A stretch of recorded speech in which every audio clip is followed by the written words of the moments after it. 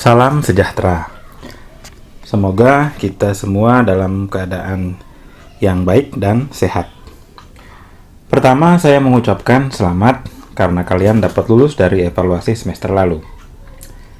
Pada kesempatan ini, kita akan belajar bersama mata kuliah Mekanika Teknik.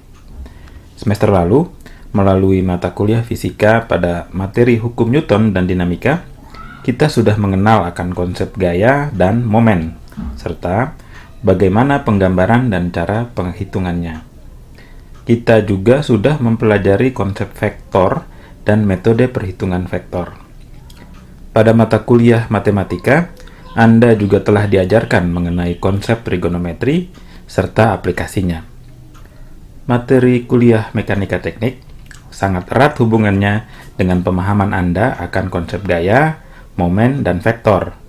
Sehingga saya sangat mengharapkan Anda untuk dapat mereview kembali materi-materi tersebut agar Anda dapat mengikuti perkuliahan ini dengan baik. Mekanika adalah ilmu yang mempelajari dan meramalkan kondisi benda diam atau bergerak akibat pengaruh gaya yang bereaksi pada benda tersebut. Cabang ilmu mekanika antara lain mekanika benda tegar, mekanika benda yang berubah bentuk atau berdeformasi, dan mekanika fluida atau cairan. Mekanika benda tegar sendiri terbagi atas statika, yaitu penerapan konsep mekanika dalam mempelajari fenomena pada benda dalam keadaan diam, dan dinamika, yaitu ilmu mekanika yang mempelajari fenomena pada benda yang dalam keadaan bergerak.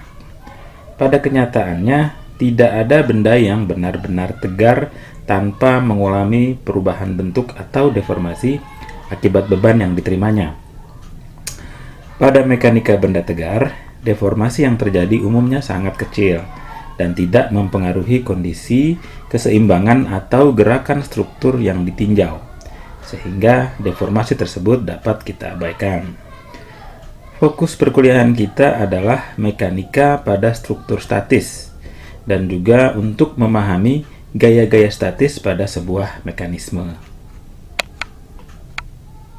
Untuk dapat menyelesaikan permasalahan yang berkaitan dengan mekanika benda tegar, maka Anda harus menguasai prinsip dasar yang terdiri dari 6 hukum utama, yaitu hukum paralelogram, yaitu di mana dua buah gaya yang bereaksi pada suatu partikel dapat digantikan dengan satu gaya resultan yang diperoleh dengan menggambarkan diagonal jajaran genjang kedua sisi gaya tersebut, sehingga hukum ini dikenal juga dengan hukum jajaran genjang.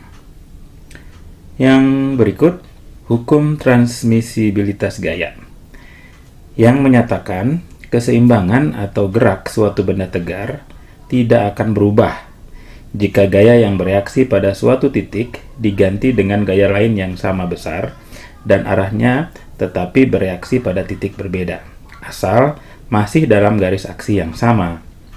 Sehingga hukum yang kedua ini dikenal juga dengan nama hukum garis gaya.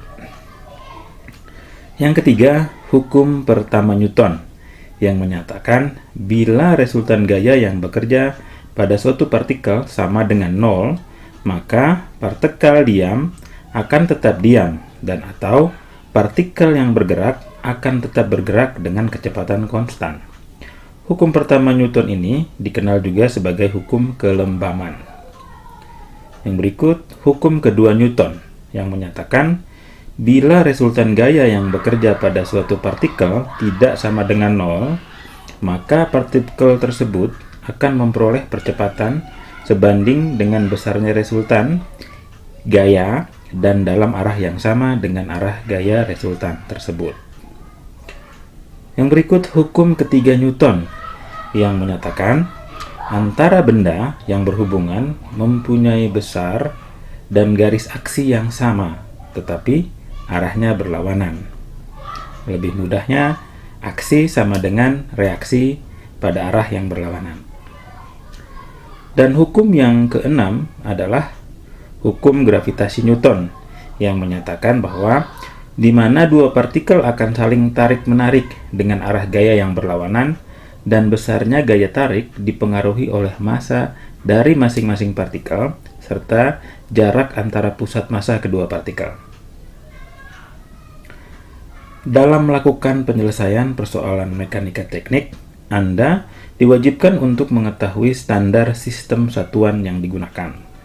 Bagaimana cara mengkonversi antara sistem satuan dan cara penulisan sistem satuan yang benar. Dalam perkuliahan kita ini, akan lebih banyak menggunakan sistem satuan internasional atau SI. Namun tidak menutup kemungkinan untuk menyelesaikan persoalan yang menggunakan sistem satuan lain. Oke, marilah kita mereview kembali pengetahuan kita tentang gaya. Gaya merupakan aksi sebuah benda terhadap benda lain dan umumnya ditentukan oleh titik tangkap atau titik kerja, besarnya, dan arah gaya.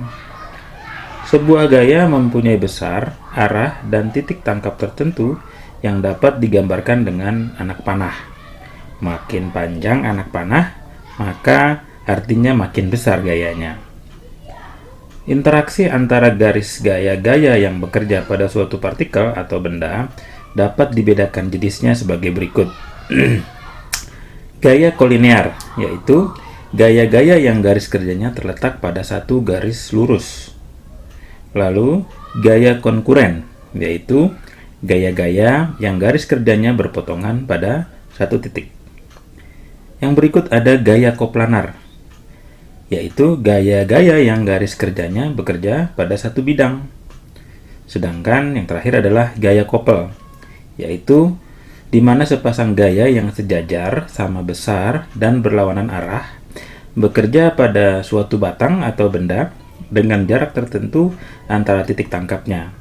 Interaksi kedua jenis gaya ini akan menimbulkan momen kopel pada batang tersebut. Dua atau lebih gaya yang bekerja pada satu benda dapat diganti oleh satu buah resultan gaya yang mempunyai pengaruh yang sama terhadap benda tersebut. Ada beberapa metode yang dapat digunakan untuk mencari resultan gaya, yaitu antara lain metode jajaran genjang atau hukum paralelogram, metode segitiga, dan metode poligon gaya untuk mencari resultan dari gaya-gaya yang lebih banyak dan kompleks. Gaya dapat diuraikan menjadi komponen vertikal dan horizontal atau mengikuti arah sumbu X dan sumbu Y. Jika terdapat beberapa gaya yang mempunyai komponen X dan Y, maka resultan gaya dapat dicari dengan menjumlahkan gaya-gaya dalam komponen X dan Y. Tentunya dengan cara penjumlahan vektor yang dipengaruhi oleh arah gaya. Aturan segitiga yang kalian peroleh dalam perkuliahan matematika, khususnya pada materi trigonometri, akan sangat bermanfaat dan sering digunakan dalam penyelesaian soal gaya. Sehingga penting bagi Anda untuk memahami dan menguasai konsep aturan segitiga ini kembali. Oke, berikutnya mari kita coba menyelesaikan beberapa contoh soal tentang mekanika teknik yang melibatkan gaya-gaya serta aksi dan reaksi serta resultan gayanya.